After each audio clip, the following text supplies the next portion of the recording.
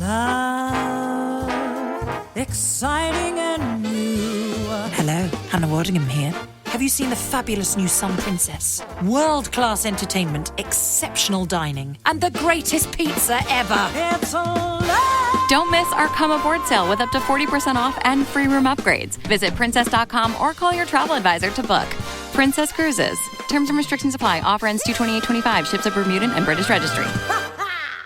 Are negative Google reviews hurting your business? Don't let unfair feedback cost you customers. At Webamax, we specialize in removing false, misleading, and damaging reviews so your online reputation stays strong. Our expert team works quickly and legally to clean up your digital presence, helping you rebuild trust. Visit us on the web at www.gowebamax.com. That's GOWEBIMAX.com, or text us for a free quote at 856-840-8343. Don't let bad reviews define you. Get immediate help from Webamax. This episode is brought to you by Allstate. Some people just know they could save hundreds on car insurance by checking Allstate first. Like to check the date of the big game first before you accidentally buy tickets on your 20th wedding anniversary and have to spend the next 20 years of your marriage making up for it. Yeah, checking first is smart. So check Allstate first for a quote that could save you hundreds. You're in good hands with Allstate. Savings vary. Terms apply. Allstate Fire and Casualty Insurance Company and Affiliates. Northbrook, Illinois. More rewards, more savings. With American Express Business Gold, earn up to $395 back in annual statement credits on eligible purchases at select shipping, food delivery, and retail subscription merchants. Enjoy the benefits of membership with the Amex Business Gold Card. Terms apply. Learn more at americanexpress.com/business-gold. Amex Business Gold Card. Built for business by American Express.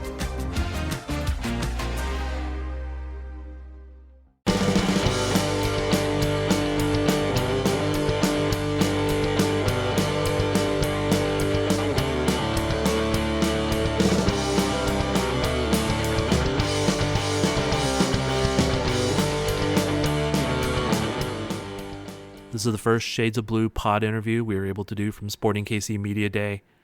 We talked to Mike Burns, Peter Vermees, Daniel Shallowy, Eric Tommy. First out of the gate, though, will be Mr. Burns. We asked him some serious questions, some fun questions. He answered them mostly, and we appreciate the time. With me is David Greenwald, Robert Russert. The first few seconds is a little bit quiet, so apologies for that. I hopefully got that straightened out pretty quickly. And listen and enjoy and let us know your thoughts, and stay tuned for more pod interviews coming out.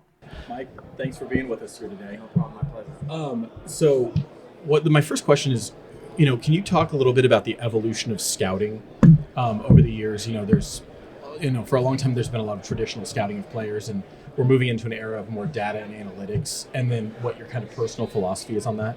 Well, let me start off at the real beginning. At the real beginning, there was no scouting departments. And I'm going way back. The beginning of MLS, when I played and when I first got out of the league and I started working for a club in 2005, scouting departments didn't exist. Forget analytics. That wasn't even on a radar. And so it slowly evolved, just like our whole league has evolved over time, to where, clubs were hiring a scout, and then it was two scouts, and then it was an international scout. And so it has all morphed into kind of more of a worldwide network of scouting, if you will. And so right now we have domestic scouts, we have international scouts, we have international scouts that are independently contracted that are in different parts of the world. We'll look to add that.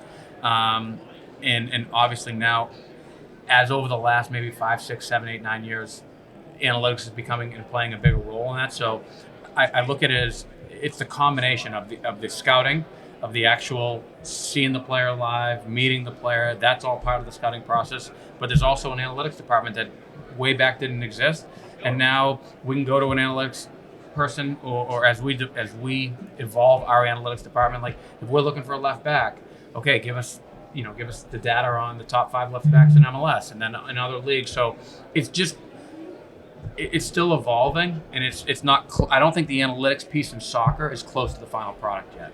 In terms of what it can do for each club, because there's so much subjectivity in soccer, unlike other sports. It's easier if you're analyzing a number 9 on goal scored, goal chances created, but what's the true value in a 6 or an outside back or a center back, or how good they are in the air. So that part you still will always have to see, but it's still evolving from an analytics in soccer, and it's challenging, but Sure. it's making progress. Put it this way, I can't. There is no team in MLS now that operates without a combination of scouting and analytics. It just shows how far it's come. So, a lot of the MLS teams are scouting the same markets. We always hear about an Argentine 10, and, certainly Sporting is very active in Spain. Does the club ever look at trying to scout leagues that are maybe less scouted, less utilized, or for instance, there are not a lot of players in this league from Japan, Korea, etc.? That's a really good question, and I say that because when the league first started, I think you saw a lot of the teams kind of focus on that Central American market, maybe a little bit South American as well.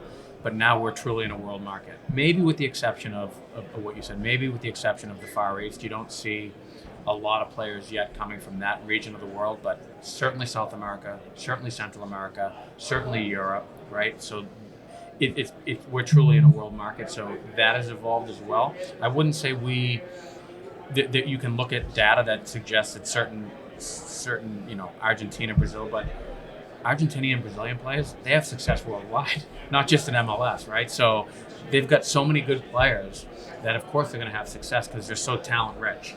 But we like to think that we're in a world market, and you're right. We typically haven't spent a lot of time in the Far East.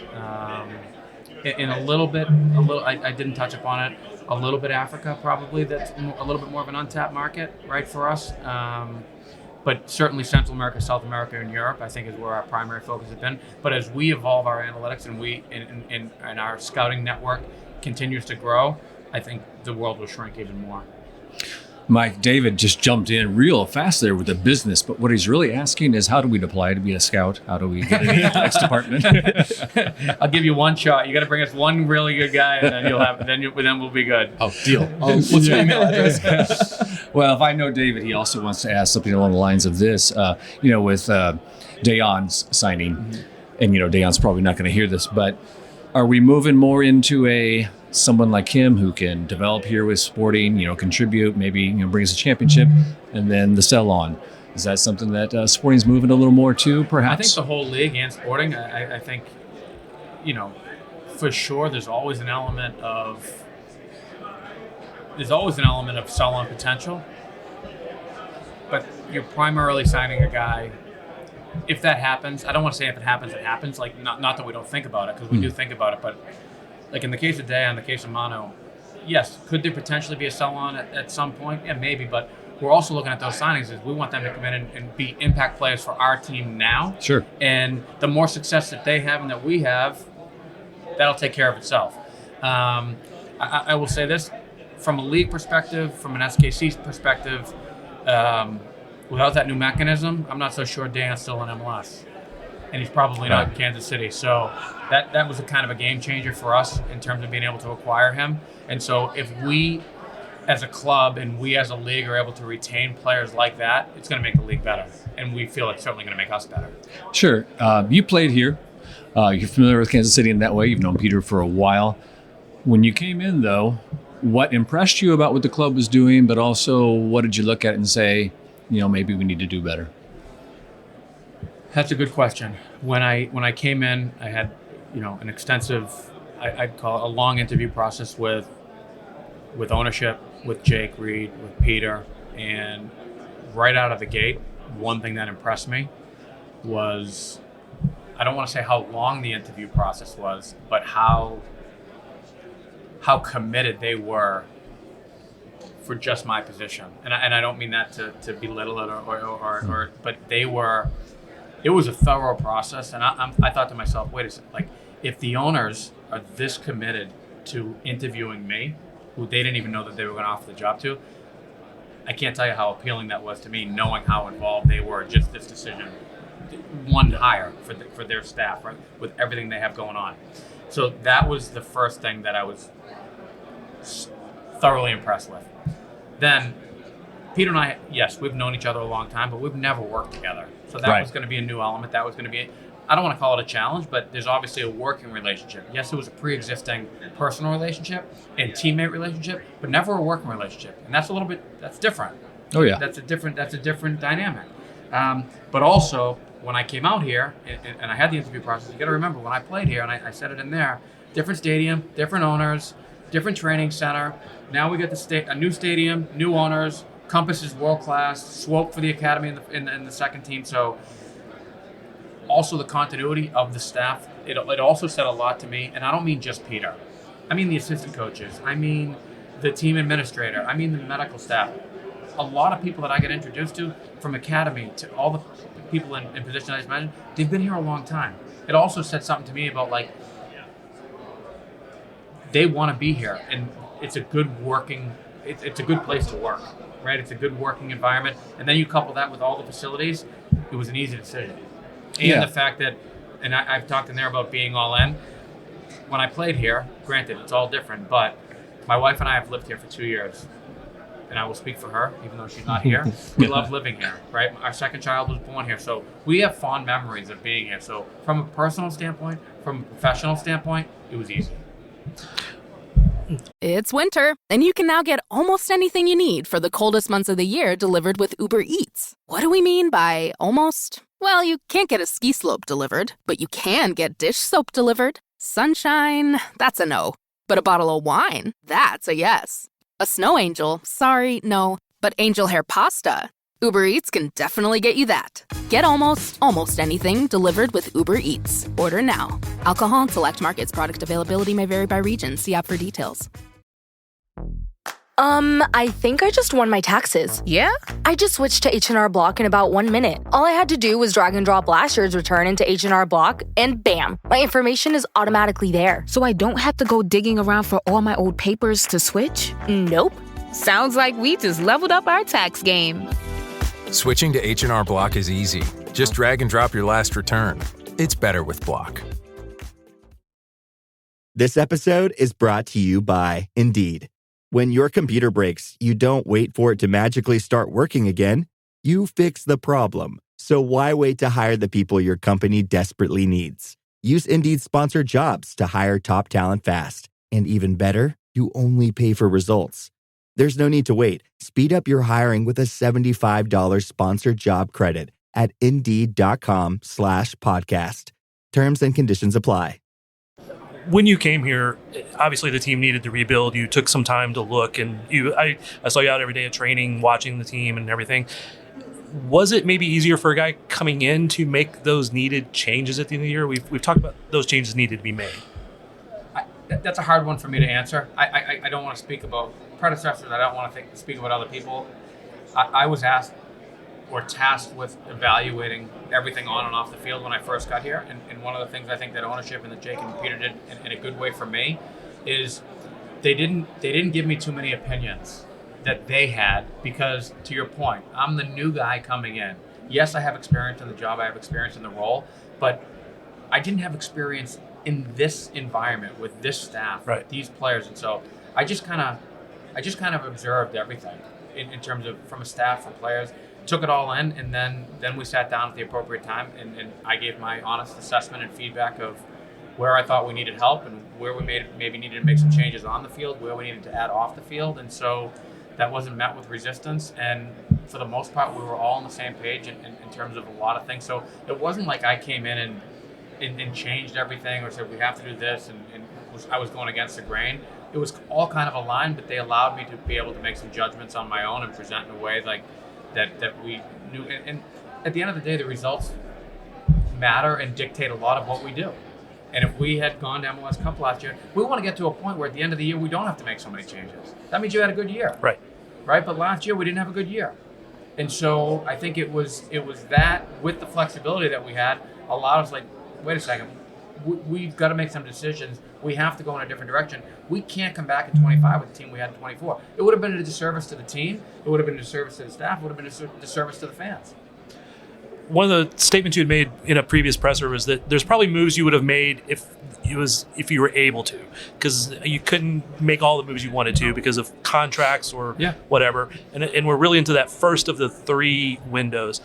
How how easy or how hard do you think it will be to stick with that plan that you had? What if, if you do have a good year, maybe there were some players that you wanted to move. But that's actually a great point, and I probably come across, and I probably don't say it the right way. And so let me be a little... Or I don't hear it the right way. No. I'm probably not clear enough in my message when I say this.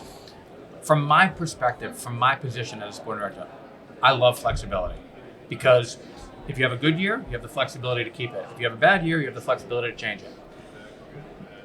What I really mean when I say that is that when the year that we had in 2024, we had a ton of flexibility to make some changes, which we did. What I always say is we have a ton of flexibility at the end of 25, but none of those decisions have been made yet. That's how I should say it. This year will dictate what we do in the offseason in 25 and what we won't do. I hope we have a phenomenal year. I want to have fun, but if we don't, my point is we have the flexibility to make more changes at the end of 25, but I don't want that. I probably say it in a way that I don't want it to come across in a threatening way. It's real, because I don't mean it like that. I mean it like it's good for me to have that, but that will play itself out and dictate what we do at the end of this year on how we do this year. That's a better way to say it, I think. And personally, I love that you talk about the flexibility to do things, but you'll have flexibility in the summer window. You have some roster spots. You have some cash saved up, I hope. And then you have some more for the next window, the winter window after that. Just how active do you think you will be? Like, you expect to be more active here versus there, or can you talk about that at all? Well, it's weird, right? Because when you look at our league, here's the tricky part. Our league is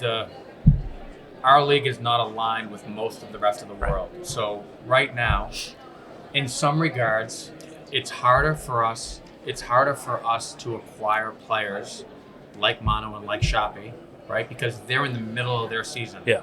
So it's like in the summer, teams are more open to transfer their guys because they have time to replace those guys. It's just the opposite for us.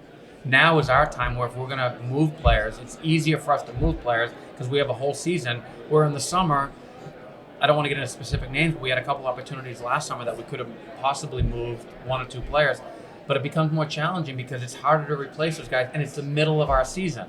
So it's a constant balance of other leagues and our league and in players and players coming in and going. So we may intentionally leave one or two spots open for the summer for that reason. Right. So if the right player, and I've said this, I think, in my last press conference, if the right players come along, we will absolutely add them now. But there's also some benefit, I think, to having one or two slots maybe open in the summer where the pool of players might be greater than it is in the winter. We're on a worldwide market. Well, hey, Mr. Burns, we appreciate you coming on the KC Soccer Journal, Shades of Blue. David has one more thing, though, before you go. I got a bunch of other questions, but since it sounds like we're wrapping up, I'll ask the one fun one. I would love to keep him for like an hour, but I don't think he wants to be here for that long. I need your email. Okay. No, I got this. If you could change one roster rule, if Don Garber called and said, "What do you think we should change? What would you want to change?" I need time to think about it. Listen, it is the truth. We have so many rules in our league that there's oftentimes I'm calling MLS for a refresher course. Like there's a lot of rules. So to say which one I would change first, there's not one that I need to think about that. And I'm not trying to not answer the question. It's a good question. We'll give you 10 minutes. I just don't know which one I'd pick. Fair enough. All right. Yeah, no, it's not easy. I'm like calling up people like, what is an off-roster homegrown? What does that mean? Like, can they play? There's a lot of them. There's a lot of them. So, and then it's not published, and then it is. Yeah, so for us, it's hard. I know. I will say that both the clubs and the league are trying to be more transparent with roster rules and regulations and budgets and all that. So we're getting there. Yes, slowly but surely. It'll change eventually, right. But yeah, maybe not while I'm alive. Right. I'm going to leave you with one more real quick question, and just a self-evaluation. You've been here for a year, right, or whatever it is. 7-8 months. Yeah. Came in July. How do you evaluate the job that you've done in the rebuild so far? I'll let other people I don't really judge myself like that. I mean, we've made some signings, but as I said in the press conference, we have to play games. We have to get results. There's a lot more to do. And I feel and I hope that I'm just getting started in terms of my role and my contribution. And it's not just one person. It really is the group that we're trying to get better on the field, off the field, and we hope we'll get there. But we know we're not exactly where we want to be today. But as Peter alluded to in the press conference, that hopefully next month we're better than this month, and so on and so forth, and we'll look to get better. And we're gonna we're getting thrown right into the Lions Den this week with the Champions League, so we're going up against one of MLS's best. Do you see the tweets that they sent out to announce that there's a player signing coming? I do not. I'm not gonna. I'll be completely. This is the truth. I'm not on. Never have been on any social media, but I will say it like this: I have 3 children who are on social media, and I say children. They're young adults, right. But they have made me aware. Do you appreciate that, or is it annoying? This is the truth. I've never seen an episode of The Simpsons, and so, but my kids, they love it. They think it's hilarious. Awesome. I thought it was pretty witty. Yeah. So I'm like, okay, it was pretty good. So when they explained it to me what it meant or who it is, I'm like, all right, that's pretty good. Yeah, it's a really good meme, and we actually we kind of started it on our pod, I think, because we just kept saying, Mr. Burns is going to do this. It's been good. But I didn't know there was a Mr. Burns on The Simpsons until I was told, but it was pretty witty. Not out of any disrespect. No, it's fine. It's fine. Listen, there's been a lot worse out there. So I'm fine with that. As a fan, I probably called you worse at some point. Yeah, probably. No, I would never do that. Okay. All right. Anyway, Mr. Burns, I really appreciate the time. No problem. My pleasure, guys. Thank you for having me. Thank you, sir. All right. Thanks, Mike. Thanks.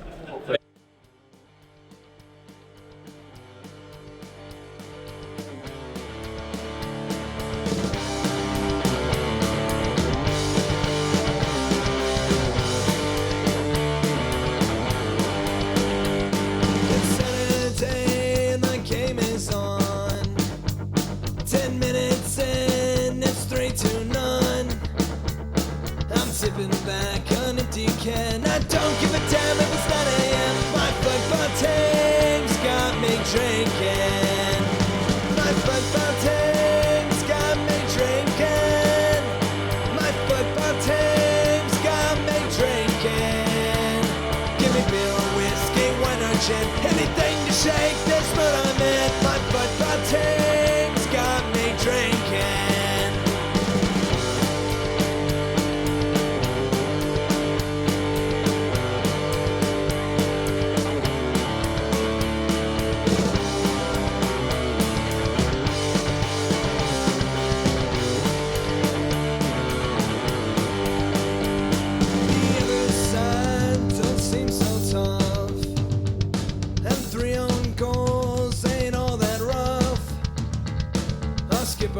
Just been sent off. Supporters strong have all gone soft. My football team's got me drinking.